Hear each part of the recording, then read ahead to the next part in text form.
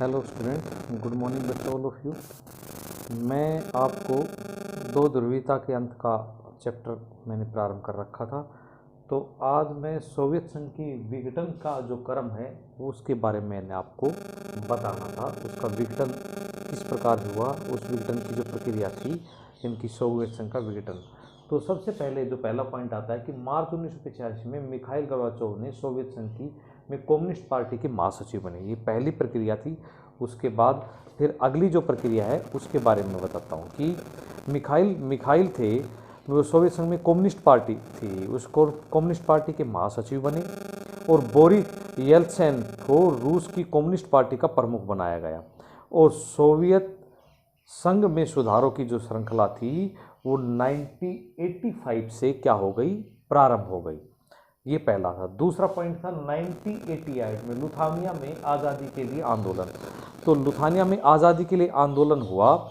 उस आंदोलन में एंटोनिया और लातविया तक फैल गया और उसमें हाथ किसका था, सीधा सोवियत संघ का। तीसरा जो अहम पॉइंट है वो है वर्सा पैक्ट या वर्सा आंदोलन 1989 का, क्योंकि सोवियत संघ की घोषणा थी कि वर्सा समझौते के सदस्य अपना भविष्य तय करने के लिए स्वतंत्र है, यानी कि जो उसके सदस्य राष्ट्र जो, क्योंकि वर्सा पैक्ट सोवियत संघ के द्वारा बनाया गया था, पिछले चैप्टर में पढ़ा था आपने। और तो उन्होंने कहा कि स्वतंत्र है, यानी कि हम किसी के ऊपर कोई दबाव नहीं है हमारे ऊपर, तो सब अपने ऊपर वो स्वतंत्र है। और नवंबर 1989 के अंदर ही बर्लिन की दीवार गिरा दी गई थी इसी के कारण से। आगे है फरवरी 1990 के अंदर, फरवरी 1990 में गोर्बाचोव ने सोवियत संसद ड्यूमा के चुनाव के लिए बहुदलीय राजनीति की शुरुआत की और सोवियत संघ पर कम्युनिस्ट पार्टी की 72 वर्ष पुराना जो एकाधिकार था वो क्या हो गया, समाप्त हो गया। जून 1990 में सोवियत रूसी संसद ने सोवियत संघ पर अपना स्वतंत्र घोषणा कर दी। और वो घोषणा क्या थी कि हम जो इसके जो राष्ट्र थे वो अपने आप मतलब कि स्वतंत्र घोषित किए जाएंगे, इनके अपने आप के स्वतंत्र रहेंगे, इनकी उसमें उसका कोई वो नहीं रहेगा। आगे है लुथानिया, और लुथानिया को स्वतंत्रता की घोषणा के लिए पहला सोवियत गणराज्य बनाया गया मार्च 1990 में।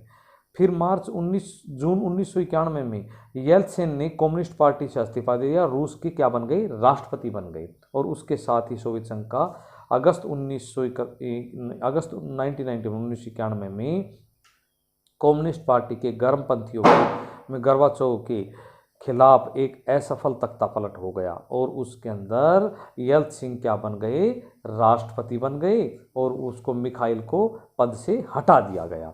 ये तख्ता पलट की प्रक्रिया थी। और 1991 के अंदर क्या हुआ, एंटोनिया, लुथानिया, लातिनिया, ये तीनों जो बाल्टिक गणराज्य थे संयुक्त राष्ट्र संघ के सदस्य बने और उत्तरी अटलांटिक संधि संगठन के अंदर ये क्या हो गई, शामिल हो गई, यानी कि नाटो के अंदर ये क्या हो गई, जो इनसे अलग हुए थे, जो सोवियत संघ से अलग जो कंट्री हुए थे वो नाटो के अंदर ही शामिल हो गए, यानी इनके साथ ही। तो ये सोवियत संघ की विघटन की प्रक्रिया थी। 25 दिसंबर 1991 में गोर्बाचोव ने सोवियत संघ के राष्ट्रपति से पद से इस्तीफा दे दिया और सोवियत संघ का क्या हो गया, अंत हो गया और वे स्वतंत्र राष्ट्र के रूप में शामिल हुआ। अब सोवियत संघ की जो परिणतियाँ थी वो क्या क्या थी। सोवियत संघ का दूसरे दुनिया और पूर्वी यूरोप की समाजवादी व्यवस्था के पतन के परिणाम विश्व राजनीति के लिहाज से गंभीर रहे और इससे मोटे तौर पर हम 3 दूरगामी परिणामों को देख सकते हैं। और अव्वल है कि दूसरी दुनिया के पतन का एक परिणाम शीत युद्ध के दौर के संघर्ष से समाप्त हुआ। समाजवादी प्रणाली पूंजीवादी प्रणाली को पछाड़ पाएगी या नहीं, यह तो विचारात्मक विवादास्पद मुद्दे के रूप में था। शीत युद्ध के इस विवाद ने दोनों गुटों की सेनाओं को उलझाया और हथियारों की तेज होड़ शुरू कर दी।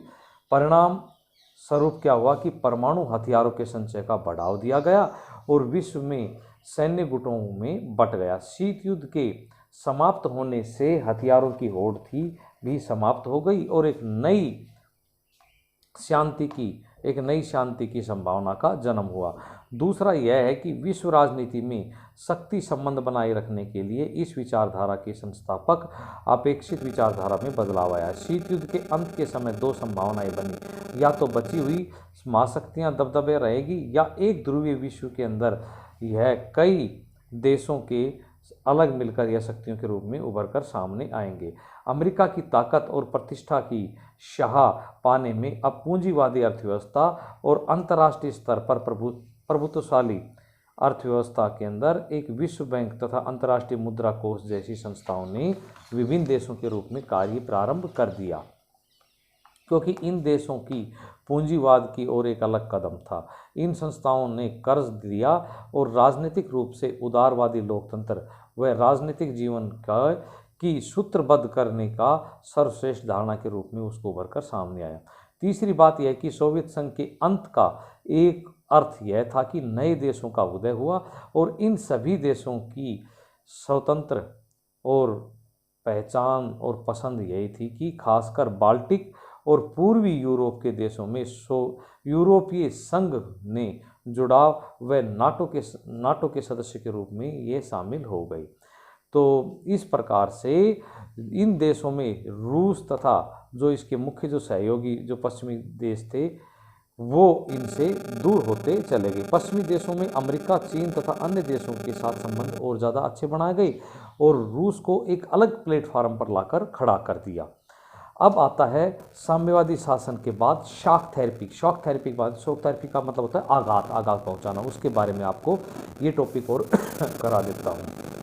साम्यवाद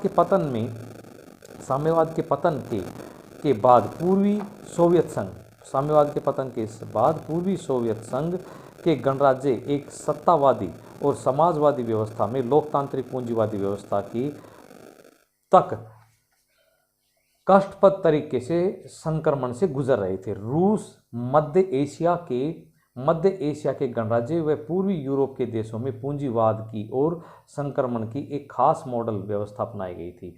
विश्व बैंक और अंतर्राष्ट्रीय मुद्रा कोष के द्वारा निर्देशित इस मॉडल को शॉक थेरेपी के नाम से जाना जाता है।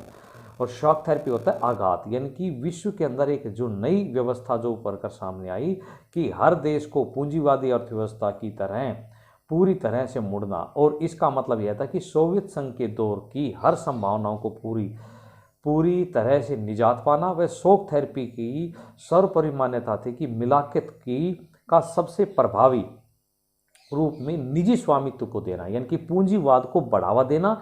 और जो रशिया ने जो नीति अपनाई थी उस नीति को बैकफुट पे धकेलना। तो ये कारण था।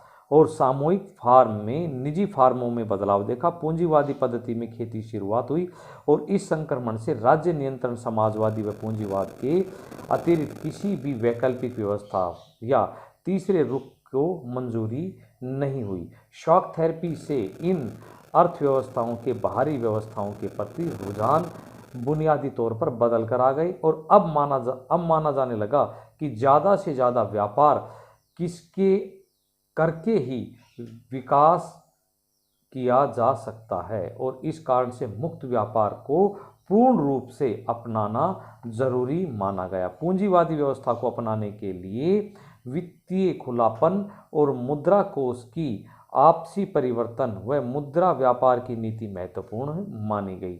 अंततः इस संक्रमण में सोवियत संघ के देशों के बीच में मौजूदा व्यापारिक गठबंधनों को समाप्त कर दिया गया और खेमे के प्रत्येक देश को एक साथ एक दूसरे के साथ जोड़ने की जगह सीधे पश्चिमी मुल्कों के अधीन जोड़ा गया। और इस तरह धीरे धीरे इन देशों में पूंजी यानी कि पश्चिमी अर्थतंत्र को समाहित करके पश्चिमी दुनिया की जो पूंजीवादी व्यवस्था जो अमेरिका जो उसको शय दे रहा था उस व्यवस्था को बिल्डअप किया गया और विकास की जो रणनीति थी उसका मार्गदर्शन किया गया। और यही इसका वो था। अब शॉक थेरेपी की क्या परिणाम निकल कर आए? 1990 में अपनाई गई शॉक थेरेपी जनता को उपभोक्ता के उस आनंद लोक तक ले गई जहां उसे कोई वादा नहीं मिला। अमूमन शॉक थेरेपी से पूरे क्षेत्र में अर्थव्यवस्था क्या हो गई? बिल्कुल तहस नहस हो गई, खत्म हो गई। शॉक थेरेपी मतलब कि पूंजीवादी अर्थव्यवस्था को जन्म देना, यानी कि पूंजीवादी अर्थव्यवस्था को संभालना। रूस में पूरा का पूरा राज्य नियंत्रित औद्योगिक ढांचा चरमरा गया और लगभग 90% उद्योगों को निजी हाथों कंपनियों में बेच दिया गया और आर्थिक ढांचे रहकर यह पूंजीवादी क्योंकि सरकार के द्वारा निर्देशित नीति की बजाय उनकी रूबल जो मुद्रा थी, रूस की मुद्रा थी, वो भी धीरे धीरे क्या होने लगी, घटने लगी और ये नाटकीय परिवर्तन आया। और इसी के कारण क्या हुआ कि सामूहिक खेती प्रणाली का जन्म हुआ और सन 1999 की वास्तविक सकल घरेलू उत्पादन में 1989 सकल घरेलू उत्पादन से रूस का कहीं और ज़्यादा, यानी कि जो उत्पादन था वो कहीं और ज़्यादा नीचे गिरकर चला गया और ज़्यादा नीचे आ गया। तो इस प्रकार जो शॉक थेरेपी का जो परिणाम था, शॉक थेरेपी का तात्पर्य यह है कि क्योंकि रशिया का जो विघटन होने के बाद उन्होंने जो व्यवस्था अपनाई थी उस व्यवस्था को पूंजीवादी यानी कि पश्चिमी देशों की जो अमेरिका की व्यवस्था थी उसको अपनाने की कोशिश की थी। उसी के कारण क्या हुआ, उसका विघटन हुआ और उसी के कारण यानी कि इसकी जो व्यवस्था थी, इसकी रशिया की जो व्यवस्था थी, नए जो गणराज्य हुए थे उनकी धराशायी अर्थव्यवस्था थी वो बिल्कुल क्या होगी, कमज़ोर हो गई और 1989 तक ये आते आते बिल्कुल क्या हो गई। तो आज मैंने आपको शॉक थेरेपी के बारे में बताया, ये किताब के अंदर पढ़े। मिखाइल सोवियत गणराज्य के मिखाइल का सोवियत संघ के विघटन की कुछ पॉइंट करवाए, इन दोनों पॉइंटों कर लें और इसमें कोई डाउट हो तो आप पूछ सकते हैं। Thank you.